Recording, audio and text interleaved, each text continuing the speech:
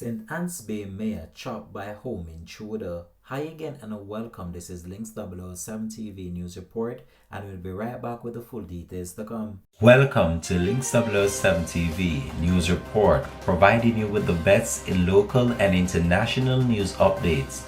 This is a place where you can get the most reliable and informative news information.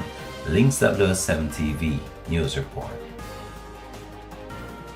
Welcome back and thanks for joining us. This is Links 007 TV News Report.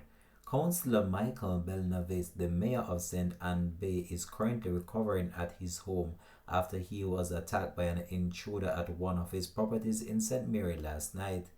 The police declined to provide information on the incident when contacted, but stated that as the day progressed, this would be provided. But a source told reporters that no report was filed with the police, hence no information could be given.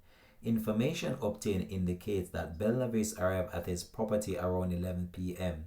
and upon entering the house, he was surprised by an intruder who chopped him several times to his upper body. The mayor managed to escape and drove himself to the St. Anne Bay Regional Hospital, where he was treated and later released. Links 007 TV will continue to track this story and have more details to come on this in a later newscast. Thanks for watching.